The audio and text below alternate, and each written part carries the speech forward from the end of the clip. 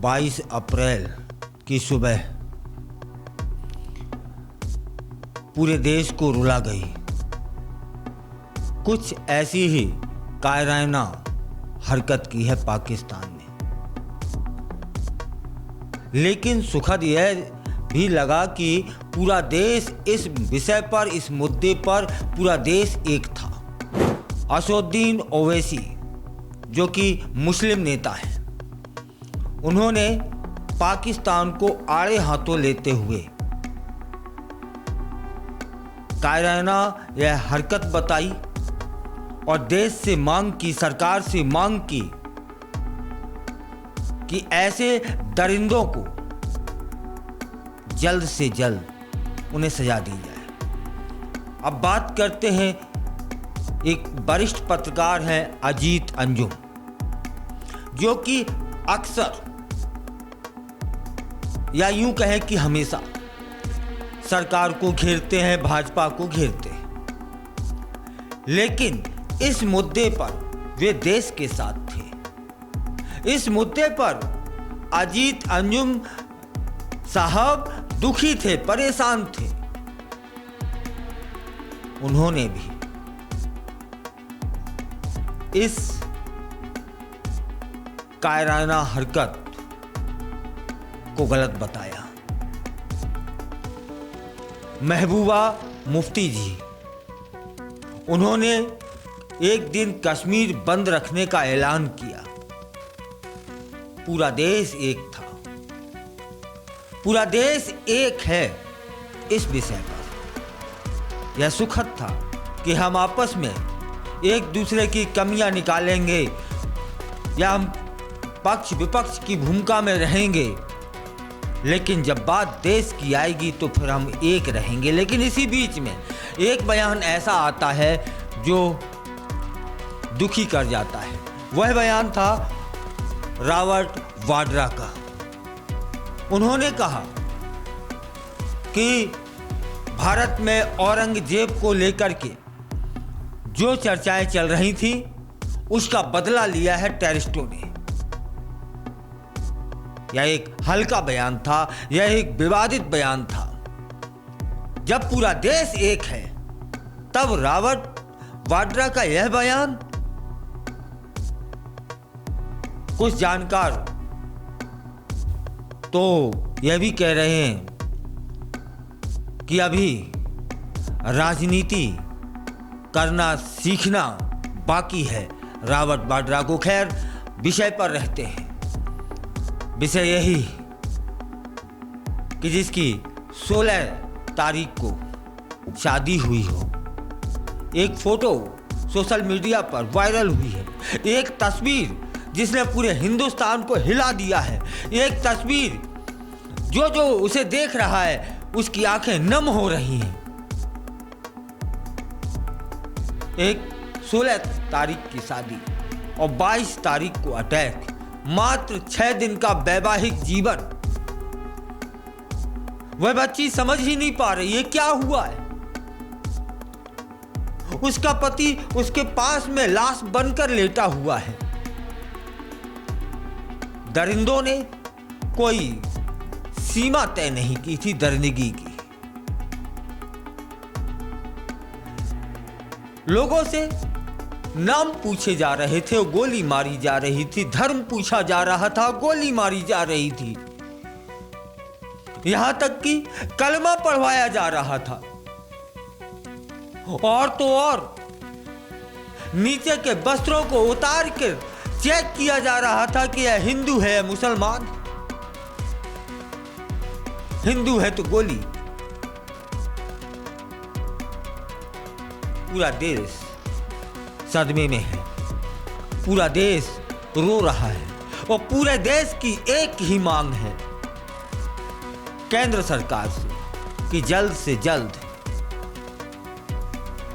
हिसाब बराबर होना चाहिए।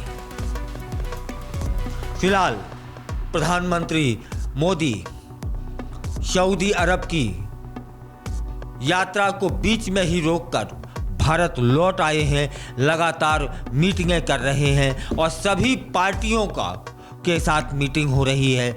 जल्द ही ऐसा एक निष्कर्ष निकलने को है जो दुनिया तमाशा देखेगी, और दुनिया को तमाशा देखना ही चाहिए। ये सबक इनको सिखाना ही होगा। एक ही मांग है पूरे देश की,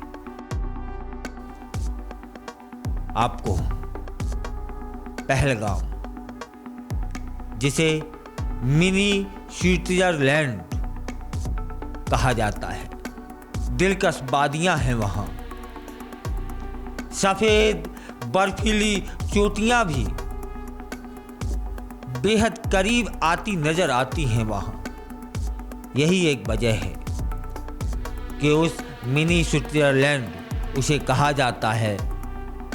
हम बात कर रहे हैं जम्मू कश्मीर के पहलगाम की, जहां 22 अप्रैल की सुबह लहूलुहान हो गई, जिसका नजारा पूरे देश और दुनिया के लिए दुखद था। 22 अप्रैल मंगलवार की दोपहर यहां आतंकवादियों ने अंधाधुंध गोलियां बरसाई, कहर बरपाया। बर्फ की सफेद चादर खून से लाल हो गई। पहलगाम में हुए आतंकी हमले के बाद कई सवाल भी उठ रहे हैं, जैसे जम्मू कश्मीर का अनंतनाग जिला और उसका पहलगाम क्षेत्र आतंकियों के निशाने पर ही क्यों रहता है। वैसरन घाटी में 22 अप्रैल 25 से पहले कभी इस तरह की आतंकी घटना नहीं हुई है। इस तरह से मेरा तात्पर्य यह है कि अभी तक जो आतंकवादी अटैक करते थे वो आर्मी के कैंप पे करते थे, आर्मी की गाड़ियों पे करते थे। यह पहली बार हुआ है कि निहत्थे निर्दोष आम नागरिकों को निशाना बनाया गया है। यह दरिंदगी की पराकाष्ठा हुई है। वह इलाका टूरिस्ट है साहब।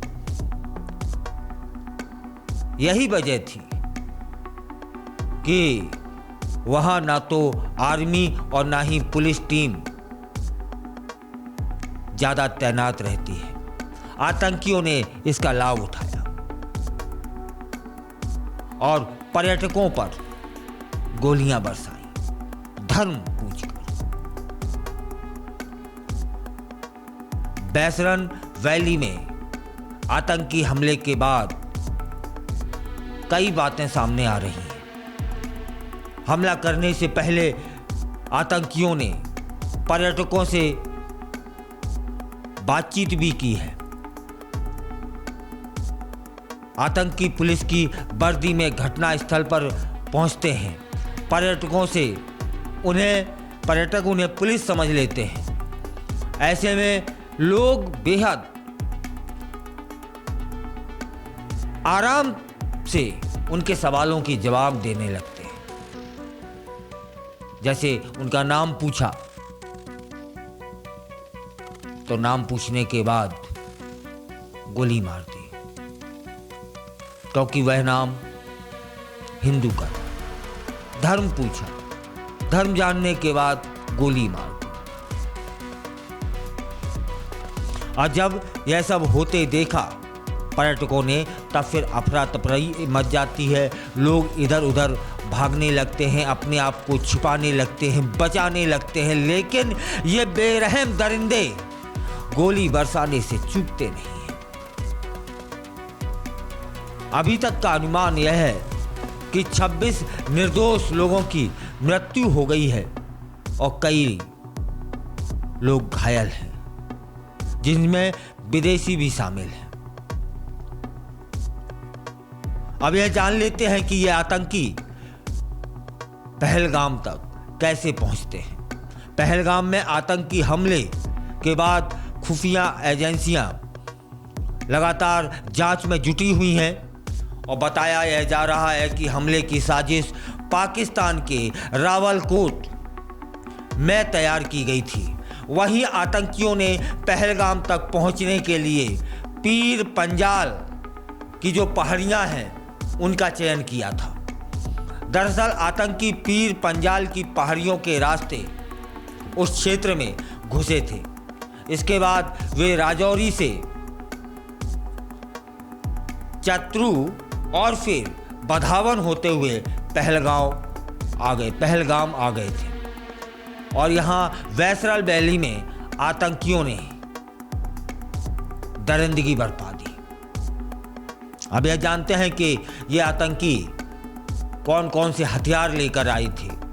जो अभी तक एजेंसियों के माध्यम से जानकारी आ रही है वह यह कि और प्रत्यक्षदर्शियों ने भी अपने बयान में बताया है कि आतंकियों ने हमले से पहले AK-47 राइफल का इस्तेमाल किया था और यह 1947 में बनी AK-47 राइफल, इसका पूरा नाम ऑटोमेटिक क्लाशनिकोव 47 है। इसे मिखाइल क्लाशनिकोव ने बनाया था। अहम बात यह है कि AK-47 पूरी दुनिया में अवैध रूप से ज़्यादा इस्तेमाल की जाती है। पहलगाम में हुए आतंकी हमले की जिम्मेदारी आतंकी संगठन TRF ने ली है। लश्कर-ए-तैयबा के कनेक्टेड इस आतंकी संगठन है। आपको जानकारी होनी चाहिए कि TRF के जो आतंकी हैं वे कश्मीर में कई बार हमले कर चुके हैं। पहलगाम में हुए हमले को TRF के फॉल्कन स्क्वाड ने अंजाम दिया था। अब यह जानते हैं कि फॉल्कन स्क्वाड क्या है। TRF का फॉल्कन स्क्वाड बहुत खतरनाक है। फॉल्कन स्क्वाड को TRF का सबसे खूंखार और फुर्तीला फोर्स माना जाता है। यह स्क्वाड महज 5 से 10 मिनट में हमले को अंजाम दे देता है और वहां से भाग जाता है। इस स्क्वाड में शामिल आतंकी बहुत तेज और तर्रार होते हैं। हमले की जिम्मेदारी ले ली गई है, लेकिन पाकिस्तान का बयान आता है कि इसमें पाकिस्तान का कोई लेना देना नहीं है। अब यह क्या मानने वाली बात है? इन आतंकियों को संरक्षण देने वाला, पालने वाला, बनाने वाला कह रहा है कि उनका कोई इसमें लेना देना नहीं है। जल्दी भारत बताएगा कि लेना है कि देना है। हिसाब पूरा होगा। तमाम विश्व के देश आज भारत के साथ खड़े हैं, इस दुखद घटना में उनके साथ हैं। लेकिन यह बेशर्म पाकिस्तान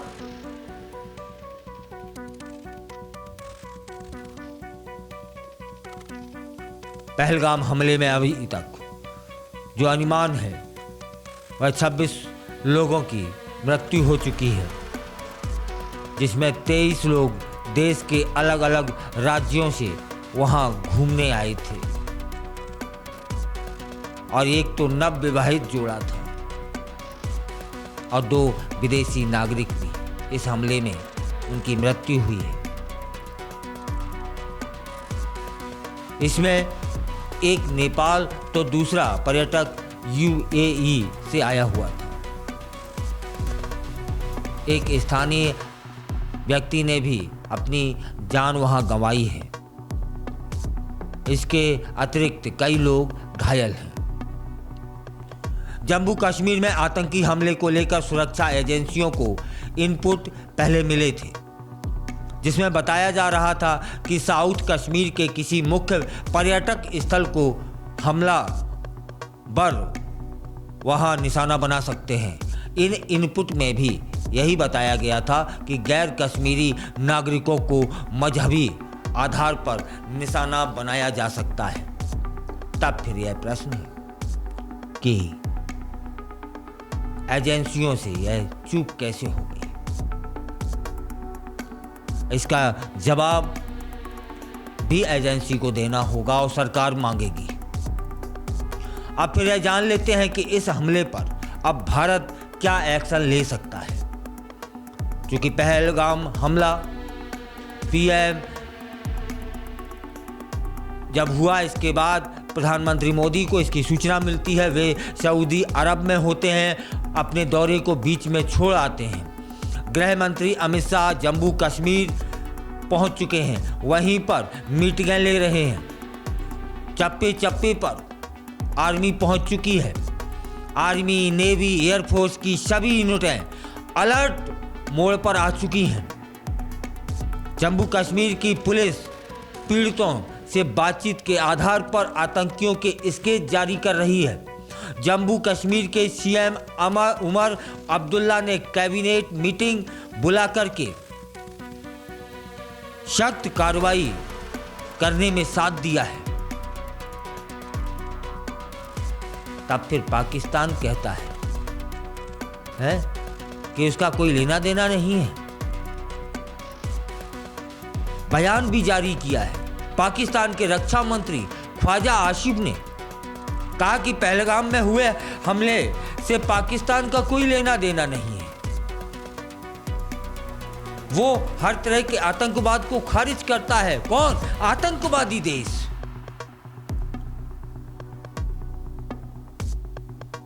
अब वह समय आ गया है जब इसकी आतंकवादी हरकतों का बदला इसे देना होगा, सबक इसको सिखाना होगा। वायुसेना भी अलर्ट मोड पर है। फिलहाल पूरा देश दुखी है, परेशान है और हर एक की आंखों में आंसू है। उसकी आंख में आंसू नहीं है जो या तो पाकिस्तानी है या फिर क्या कहें, 16 तारीख को जिसकी शादी हुई हो और 22 तारीख को मात्र 6 दिन मैं उसका पति उसके पास लाश बनकर लेटा हूं। सोचिए वह दृश्य कैसा होगा। इसलिए भारत सरकार को